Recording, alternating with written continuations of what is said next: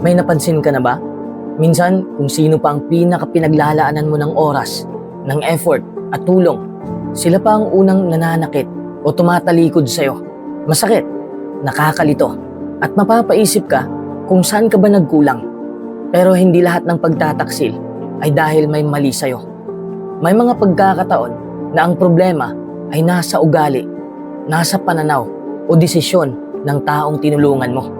Kaya bago mo sisihin ang sarili mo o mawala ng gana na gumawa ng mabuti, mahalagang maunawaan kung bakit ito nangyayari. Sa video na ito, pag-uusapan natin ang 9 na posibleng dahilan kung bakit may mga taong sa kabila ng kabutihang ipinakita mo ay pinipili pa rin ipagkanulo ang tiwala mo. Kapag naintindihan mo mga ito, mas magiging matalino ka sa pagtulong at mas maingat sa pagpili ng mga taong pagbibigyan ng buong tiwala. Number 1, nasasanay sila sa pagtulong mo hanggang sa isipin nilang obligasyon mo na silang tulungan. Nawawala ang pasasalamat at napapalitan ito ng entitlement. May mga tao na habang tumatagal, nasasanay na sa kabutihan mo. Noong una, sobrang thankful sila sa bawat tulong na ibinibigay mo. Bawat pabor, bawat sakripisyo, bawat oras na inilaan mo para sa kanila ay malaking bagay. Pero habang paulit-ulit mo itong ginagawa, unti-unting nagiging normal na lang ito sa paningin nila. Doon nagsisimulang magbago ang lahat. Ang kabutihan na dati nilang pinahahalagahan ay nagiging expectation. Hindi nila ito tinitingnan bilang regalo, kundi parang responsibility mo na. Kapag palagi kang available, iisipin nilang lagi kang available. Kapag palagi kang nagbibigay, iisipin nilang dapat lagi kang nagbibigay. At kapag dumating ang araw na tatanggi ka, bigla kang lalabas na masama sa paningin nila. Isipin mo yon, ilang daang beses kang tumulong, pero isang beses ka lang tumanggi. Dahil pagod ka, may problema ka rin, o wala ka talagang maibigay. Imbis na maintindihan ka, sila pa ang magtatampo. Parang nakalimutan na nila ang lahat ng ginawa mo. Bakit? Dahil nasanay na sila. They started expecting your kindness instead of appreciating it. Ganito talaga ang tao minsan. Kapag ang isang bagay ay palaging nandyan, nawawala ang value nito sa isip nila. Parang hangin, hindi natin ito pinapansin dahil lagi natin itong nalalanghap. Pero kapag nawala, saka lang natin nare-realize kung gaano ito kahalaga. Ganun din ang kabutihan.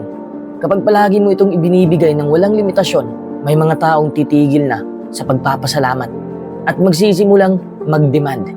Ang tawag dito ay entitlement. Ito ang pag-iisip na parang may karapatan silang tanggapin ang lahat ng ibinibigay mo. Hindi na sila humihingi, kundi umaasa. Hindi na sila nagpapasalamat, kundi nag-i-expect. At kapag hindi mo naibigay ang gusto nila, sila pa ang masasaktan o magagalit na para bang ikaw ang nagkulang. Kaya mahalagang matutunan na ang kabaitan ay hindi nangangahulugang wala ka ng boundaries.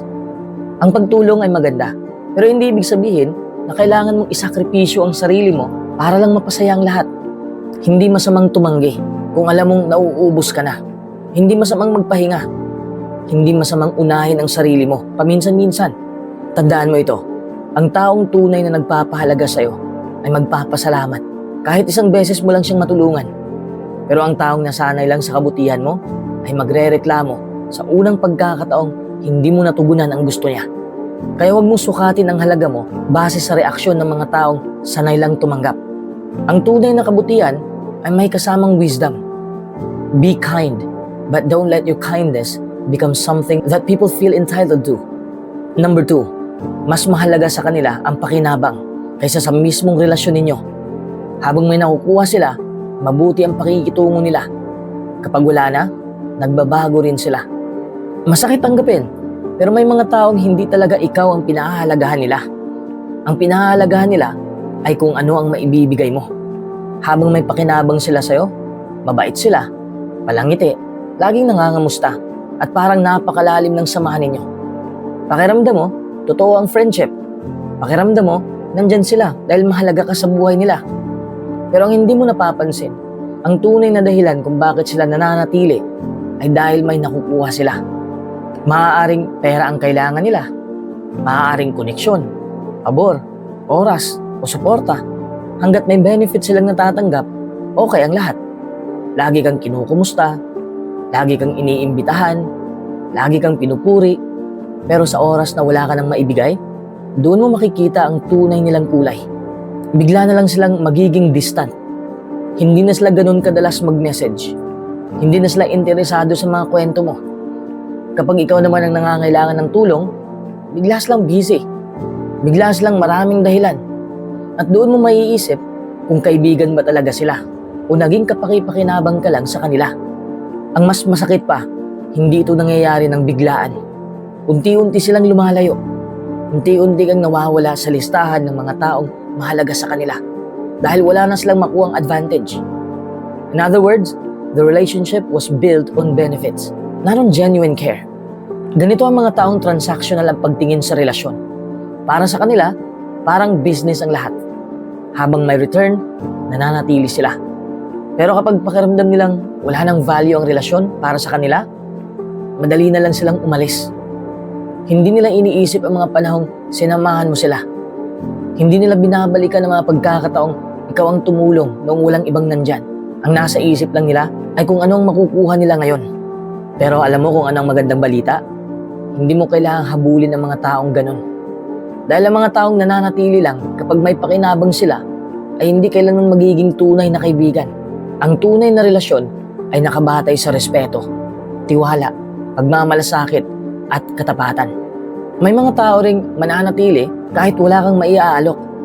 Mananatili sila kahit ikaw naman ang nangangailangan dahil mahalaga ka sa kanila bilang tao. At yun ang klase ng mga taong dapat mong pahalagahan. Kaya huwag kang masyadong masaktan kapag may mga taong umalis nung wala ka nang maibigay. Hindi sila nawala dahil nagbago ka. Umalis sila dahil nawala ang pakinabang na hinahanap nila. At sa totoo lang, blessing din yon. Mas mabuti nang makita mo ang tunay nilang intensyon kaysa habang buhay kang maniwalang totoo ang isang relasyong nakabase lang pala sa kung ano ang maibibigay mo. Always remember this. Ang taong tunay na nagmamahal at nagpapahalaga sa'yo ay mananatili siya dahil ikaw mismo ang mahalaga sa kanya. Number 3, napagkakamala nilang kahinaan ang kabaitan mo. Kaya iniisip nilang maaari ka nilang abusuhin. Isa sa pinakamalungkot na katotohanan sa buhay ay hindi lahat ng tao ay marunong pahalagahan ng kabaitan. May mga taong kapag nakita nilang mabait ka, hindi nila ito tinitingnan bilang isang magandang katangian.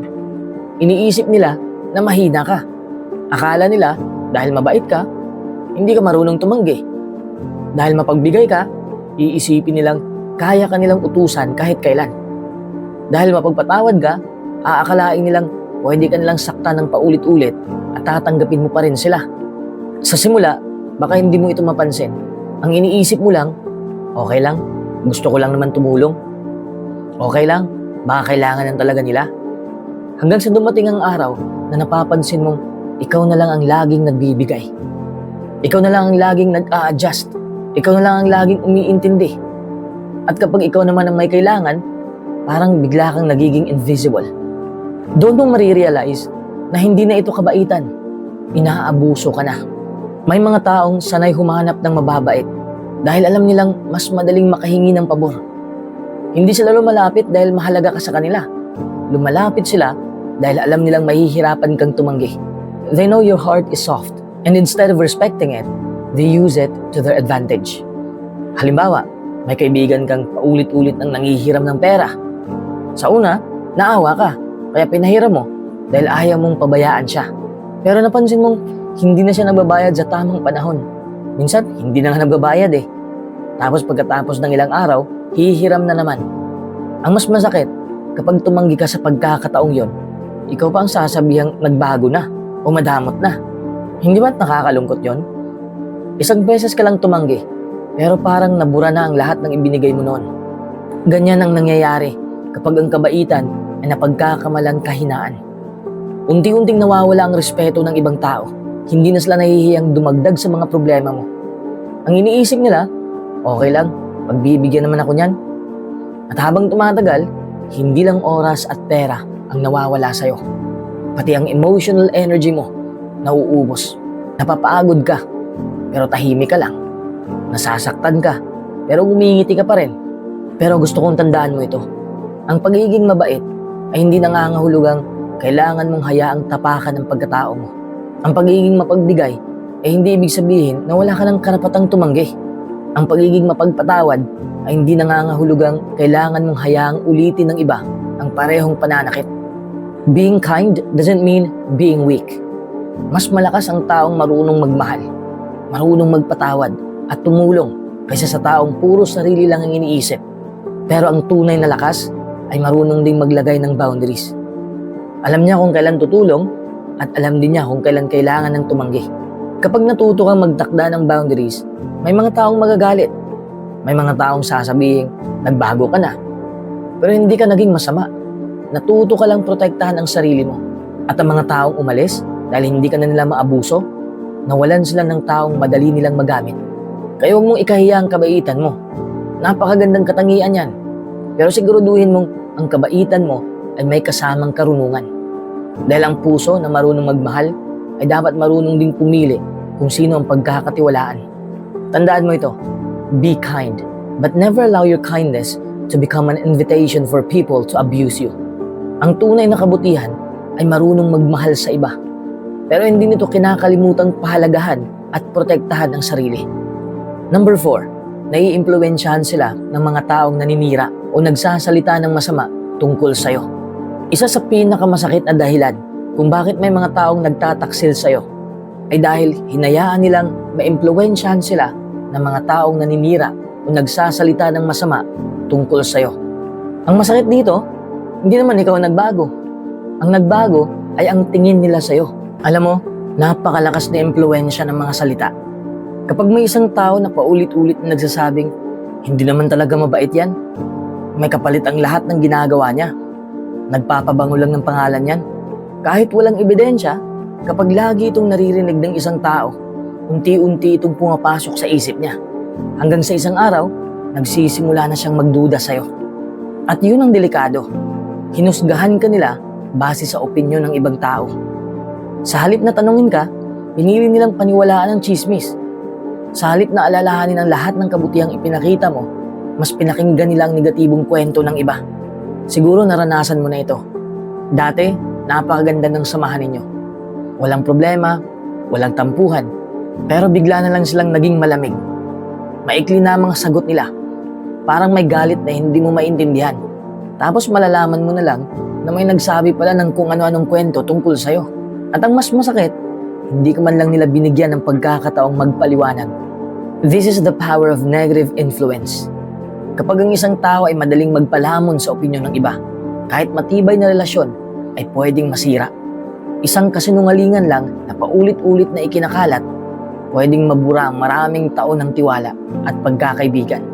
Pero isipin mo rin ito, kung ang isang tao ay kayang talikuran ka dahil lang sa narinig niyang kwento mula sa iba, gaano ba talaga katatag ang tiwala niya sa'yo? Ang tunay na kaibigan ay hindi agad naniniwala sa chismis. Magtatanong muna siya, makikinig siya sa dalawang panig, bibigyan kanya ng pagkakataong magsalita dahil mahalaga sa kanyang katotohanan, hindi lang ang sabi-sabi. May mga tao talagang mahilig gumawa ng intriga dahil naiinggit sila, dahil gusto nilang sirain ang magandang samahan ng ibang tao at gusto lang nilang makakita ng gulo.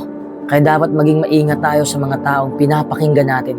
Hindi lahat ng naririnig ay totoo at hindi lahat ng nagsasalita ay may mabuting intensyon. Kung nangyari na ito sa buhay mo, huwag mong isipin na kasalanan mo agad. Hindi mo kontrolado ang sasabihin ng ibang tao tungkol sa'yo. Ang kontrolado mo ay ang karakter mo. Patuloy kang mamuhay ng may integridad. Dahil sa paglipas ng panahon, ang consistent na magandang ugali ay mas malakas kaysa sa anumang chismis. At tandaan mo ito, ang mga taong tunay na nakakakilala sa'yo ay hindi madaling matinag ng paninira. Kilala nila ang puso mo. Kilala nila ang pagkatao mo. Pero ang mga taong mabilis kang hinusgahan dahil lang sa sinabi ng iba, ay ipinakita lang na mas malakas ang impluensya ng opinyon ng tao kaysa sa tiwalang dapat sana'y meron sila sa'yo. Kaya huwag mong hayaang sirain ang pagtataksil nila ang kabutihang nasa puso mo. Continue being a good person, pero piliin mo ring mabuti kung sino ang bibigyan mo ng tiwala at ng espesyal na lugar sa buhay mo. Number 5, nagbabago ang mga tao habang nagbabago rin ang kanilang sitwasyon at mga prioridad sa buhay.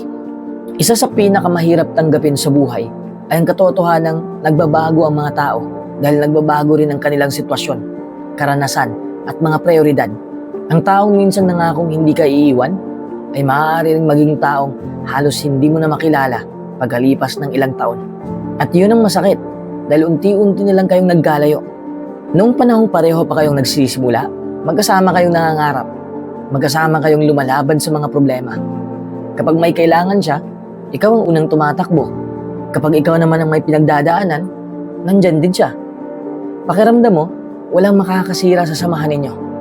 Pero habang lumilipas ang panahon, nagbabago ang takbo ng buhay.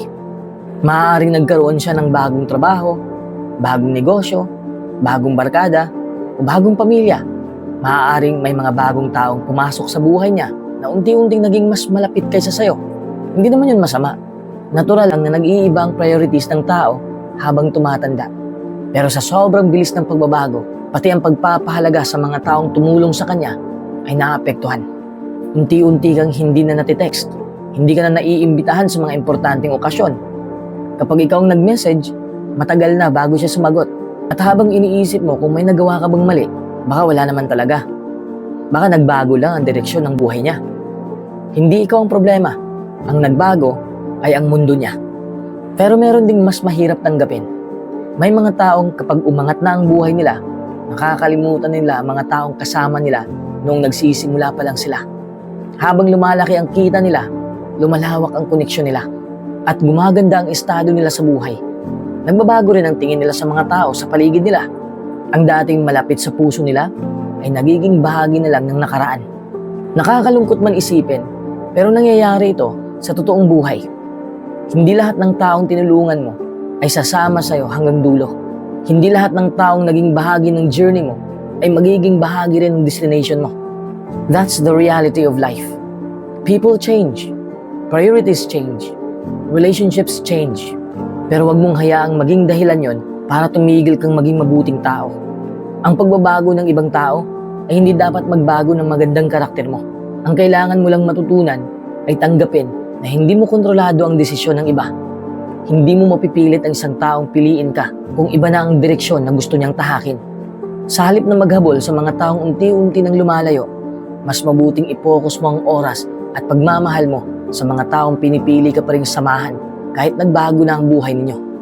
Dahil ang tunay na relasyon ay hindi lang nasusukat sa panahon ng hirap, nasusukat din ito sa panahon ng tagumpay. Ang taong tunay na nagpapahalaga sa'yo ay hindi ka kakalimutan dahil lang nagbago ang sitwasyon niya. Kahit umangat siya sa buhay, mananatili siyang mapagpakumbaba at marunong lumingon sa mga taong naging bahagi ng kanyang paglalakbay. Kaya kung may taong nagbago at iniwan ka, huwag mong isipin na nabawasan ang halaga mo.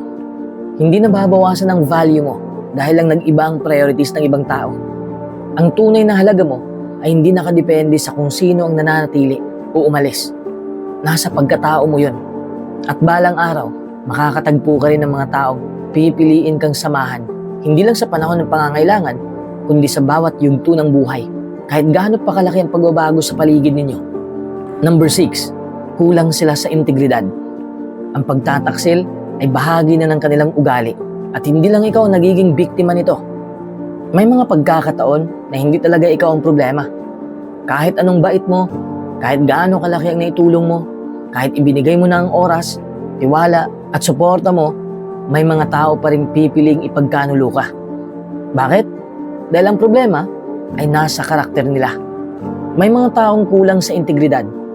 Ang integridad ay ang kakayahang gawin ang tama kahit walang nakakakita. Ito ang paninindigan na maging tapat kahit may pagkakataon kang manloko. At kapag kulang ang isang tao sa integridad, hindi mahirap para sa kanya magsinungaling, manira, mangabuso ng tiwala, o talikuran ng taong minsang tumulong sa kanya. Kapag ganito ang klase ng tao, huwag mong isipin na espesyal ang ginawa nila sa'yo. Malamang hindi lang ikaw ang naging biktima. Bago ka pa dumating sa buhay nila, maaaring may iba na silang niloko. At pagkatapos mo, posible ring may iba pa silang sasaktan. Dahil para sa kanila, ang pagtataksil ay paulit-ulit na pattern. Mapapansin mo rin na ang mga taong walang integridad ay laging may dahilan para pagtakpan ang mali nilang ginawa. Kapag nahuli sila, hindi sila humihingi ng tawad. Naghahanap sila ng excuse. Minsan ikaw pang sisisihin. Sasabihin nilang napilitan lang sila, o kaya naman babalik na rin nila ang sitwasyon para magmukhang sila ang biktima. They rarely take responsibility for their actions. Lagi silang may paliwanag, pero bihirang may accountability. Nakakalungkot, dahil sa umpisa, hindi mo agad ito mapapansin. Magaling silang magsalita. Magaling silang magpanggap. Alam nila kung paano makuha ang tiwala ng tao. Kaya minsan iniisip mo, hindi naman siguro ako lolokohin ito. Pero kapag dumating ang pagkakataong may mas malaking kapalit, mas malaking oportunidad, o mas malaking pakinabang, doon mo makikita kung gaano kadaling isantabi ang katapatan.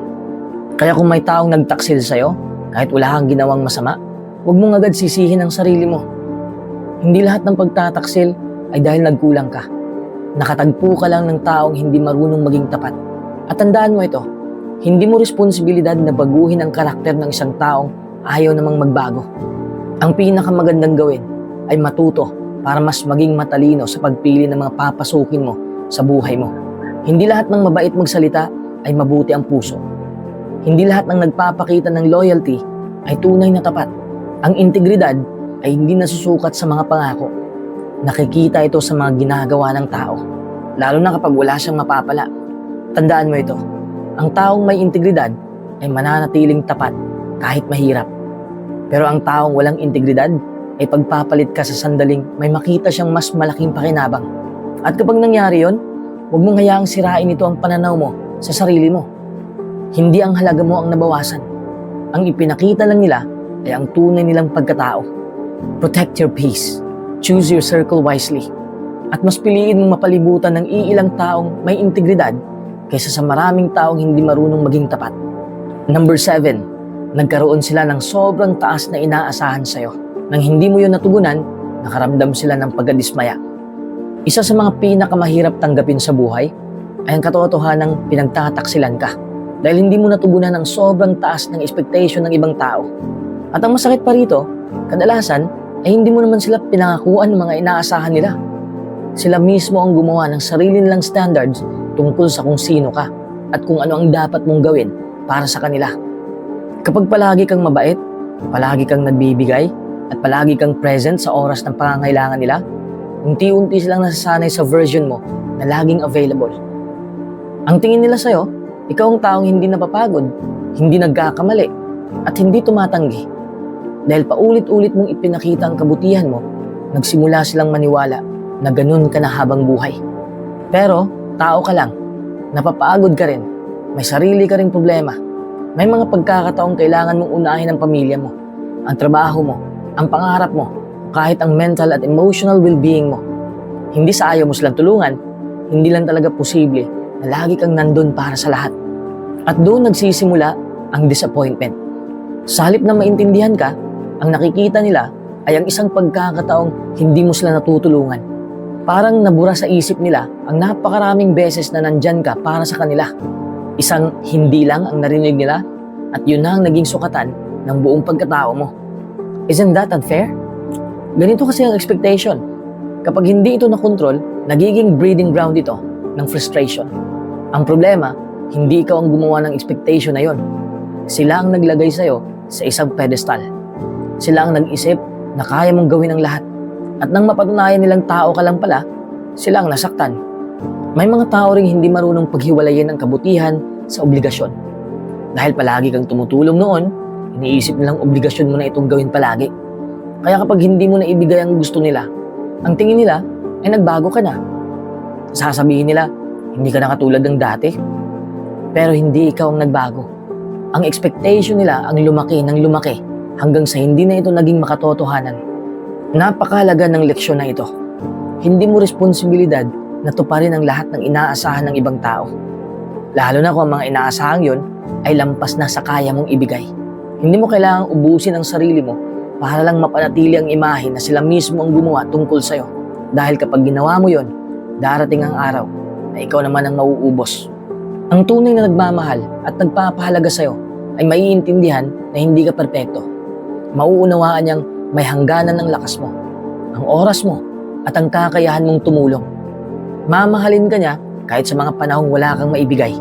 Kaya kung may mga taong lumayo o nagtaksil sa'yo dahil hindi mo natugunan ang lahat ng gusto nila, huwag mong isipin agad na ikaw ang may kasalanan.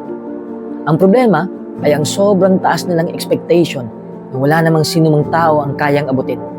Remember this, mas mabuting mabigo ang unrealistic expectations ng ibang tao kaysa tuluyang maubos ang sarili mo sa kakasubok na pasayahin ang lahat. Number 8, kulang sila sa emotional maturity kaya madaling manaig ang galit at padalos-dalos silang gumawa ng desisyon. May mga taong hindi ka naman talaga gustong sakta noong una. Ang problema lang, kulang sila sa emotional maturity. Hindi pa nila natututunang kontrolin ang emosyon nila.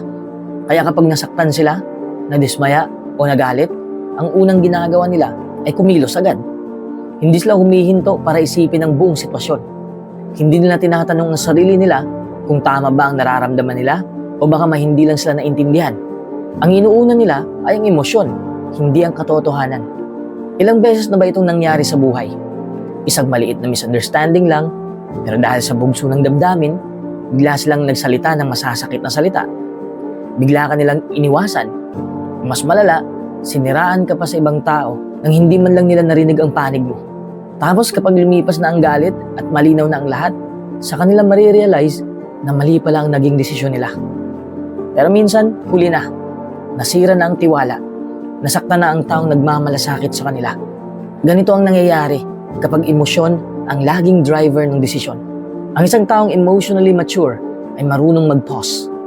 Kahit galit siya, hindi siya agad nagsasalita. Kahit nasasaktan siya, sinusubukan muna niyang intindihin ang buong sitwasyon. Alam niyang ang emosyon ay totoo. Pero hindi ibig sabihin na lahat ng emosyon ay tama.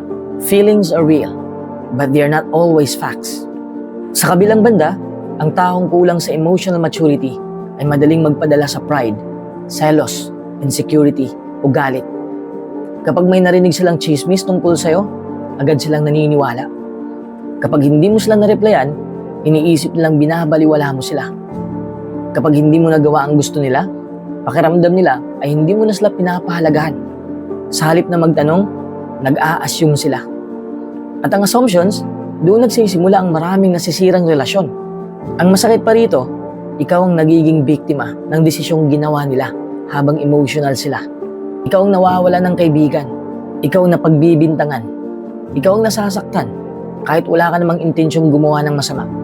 Minsan mapapaisip ka, bakit parang isang pagkakamali lang, nakalimutan nila ang lahat ng kabutihang ginawa ko?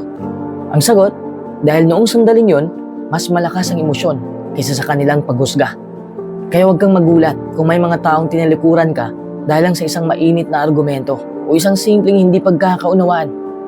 Hindi ibig sabihin nun na wala nang halaga ang lahat ng ginawa mo. Maaaring hindi lang sila handang humawak ng isang mature na relasyon. Dahil ang tunay na maturity ay hindi nasusukat sa edad.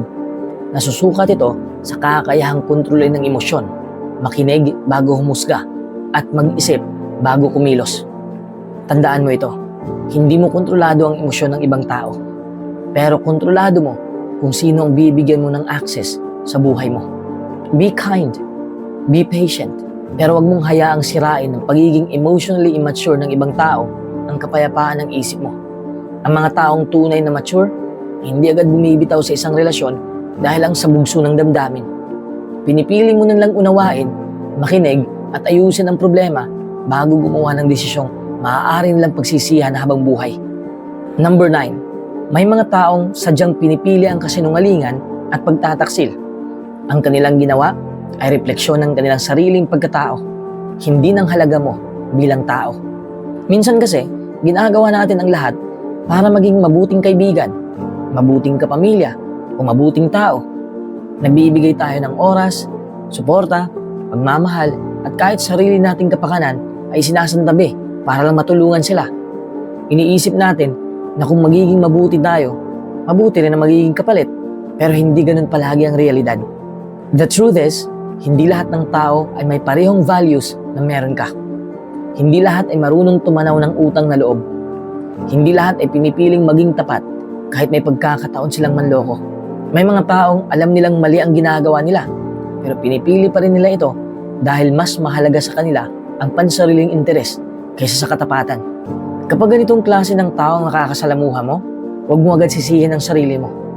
Madalas kasi, kapag tayo ang pinagtaksilan, ang una nating tanong, ano bang mali sa akin? Saan ba ako nagkulang? Hindi ba sapat ang ginawa ko? Paulit-ulit nating hinahanap ang pagkakamali sa sarili natin. Kahit ang totoo, wala naman talaga. Hindi lahat ng sugat na natatanggap mo ay ikaw ang may kasalanan. Minsan, nasaktan ka lang dahil nakatagpo ka ng taong hindi marunong mag-ingat ng tiwala. At malaking pagkakaiba yon, dahil ang betrayal ay hindi palaging bunga ng pagkukulang ng biktima.